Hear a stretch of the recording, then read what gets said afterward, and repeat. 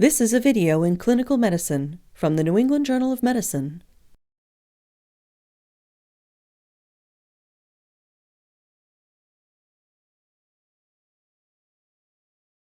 Abdominal paracentesis is performed as a diagnostic procedure to establish the etiology of new-onset ascites or to rule out spontaneous bacterial peritonitis in patients with pre-existing ascites. Large volume paracentesis is performed in hemodynamically stable patients with tense or refractory ascites to alleviate discomfort or respiratory compromise. Many patients undergoing paracentesis will have baseline coagulopathy or thrombocytopenia. However, the incidence of clinically significant bleeding during paracentesis is extremely low, and routine use of fresh frozen plasma or platelet concentrates is not recommended. Paracentesis should be avoided in patients with disseminated intravascular coagulation. The paracentesis needle should not pass through sites of cutaneous infection, visibly engorged subcutaneous veins, surgical scars, or abdominal wall hematomas.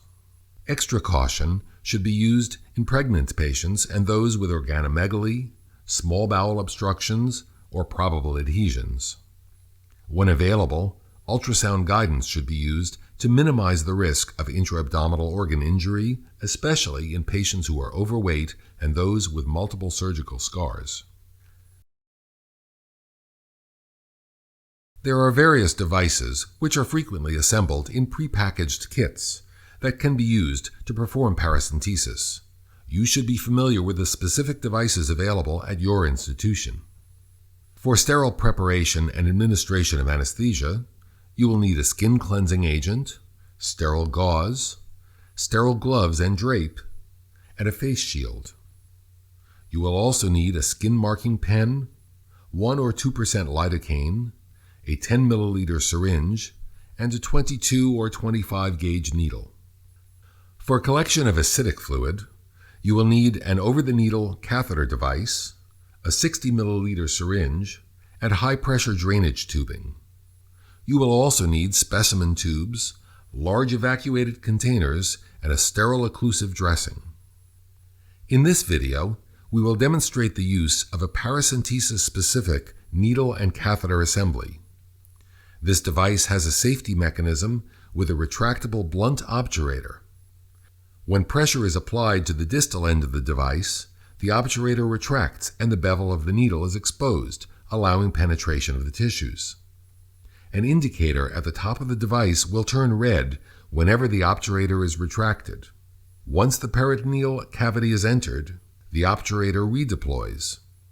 This safety mechanism theoretically reduces the risk of organ injury. Additional advantages of paracentesis-specific devices include multiple distal drainage holes which facilitate rapid fluid removal, and a pigtail mechanism that curves the distal end of the catheter away from intra-abdominal structures during advancement. If such devices are not available at your institution, standard 18-gauge intravenous catheters may be used. The technique described in the following section is applicable to all over-the-needle catheters. Explain the procedure to the patient and obtain informed consent. Risks of bleeding, infection, intra-abdominal organ injury, and post-procedure hypotension should be discussed. Position the patient supine in the bed with the head slightly elevated. Recommended sites of needle insertion are 2 centimeters below the umbilicus in the midline and either the left or right lower quadrants. If a lower quadrant approach is used, confirm that the entry site is lateral to the rectus sheath to avoid puncturing the inferior epigastric artery. If the subumbilical approach is used, the bladder should be emptied before the procedure. If available, bedside ultrasound should be used to find an appropriate location that contains acidic fluid but is devoid of loops of bowel or solid organs. Mark the site of needle insertion with a skin marking pen. Paracentesis is a sterile procedure. Sterile gloves and a face shield are required. The use of a sterile gown is optional. Prepare the site with an antiseptic solution and then apply a sterile drape.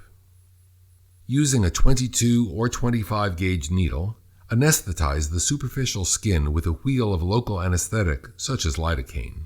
Continue to anesthetize the deeper tissues in the anticipated tract of the paracentesis catheter, intermittently pulling back on the syringe every 2 to 3 millimeters. Once peritoneal fluid begins to fill the syringe, inject additional anesthetic to anesthetize the highly sensitive parietal peritoneum. A total of 5 to 10 milliliters of lidocaine is generally used. Begin by making a small puncture in the skin with either a scalpel or large gauge needle to facilitate advancement of the paracentesis catheter. Next, advance the catheter through the epidermis. In this video, we will demonstrate an angular entry technique in which the cutaneous site of insertion does not directly overlie the site of penetration into the peritoneal cavity. Alternatively, a Z-tract technique may be used. In this method, the cutaneous tissues are pulled 2 centimeters caudad prior to needle insertion and advancement through the peritoneum. When the catheter is withdrawn at the end of the procedure, the cutaneous entry site will retract to its original position. Both techniques ensure that the cutaneous and peritoneal insertion sites do not directly overlie each other, theoretically minimizing the risk of an acidic fluid leak following the procedure. Intermittently pull back on the plunger as you continue to advance the needle through the subcutaneous tissue. Bedside ultrasound may be used to confirm proper placement. You may feel a sudden loss of resistance when the needle pierces the peritoneum. Immediately stop advancement once the acidic fluid begins to fill the syringe. Next, guide the plastic catheter over the needle and into the peritoneal cavity, and then remove the needle. If a diagnostic sample is required, attach a large syringe to the catheter and aspirate 30 to 60 milliliters of fluid for analysis. For therapeutic large volume paracentesis, attach the high-pressure tubing to the end of the catheter and then to an evacuated container. Further containers may be used for collection of fluid if necessary. Blood pressure and heart rate should be monitored during large volume paracentesis. Once the desired quantity of fluid has been removed, withdraw the catheter and apply a bandage. Aspirated fluid should be immediately placed into appropriate specimen tubes. A tube without additives should be sent for chemical analysis of albumin and total protein concentrations. An EDTA tube should be sent for evaluation of cell count and differential. Blood culture bottles should be inoculated at the bedside using aseptic technique if spontaneous bacterial peritonitis or other infection is a diagnostic concern. Specimens for other tests, such as cytology or mycobacterial culture, may be sent depending on the clinical scenario and are discussed in further detail in the accompanying written supplement. Analysis of the fluid begins with a determination of the serum ascites albumin gradient. Gradients higher than 1.1 grams per deciliter indicate that the ascites is due to portal hypertension. Gradients less than 1.1 grams per deciliter suggest other causes, such as cancer, infection, or pancreatitis. Post-paracentesis circulatory dysfunction may occur after large volume paracentesis and may lead to hypotension, hyponatremia, renal failure, and shortened survival.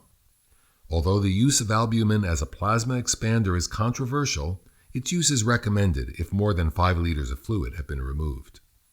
Other complications of paracentesis include localized infection, abdominal wall hematomas, and persistent ascites fluid leak. More serious complications are rare and include hemorrhage, intra-abdominal organ injury, and inferior epigastric artery puncture.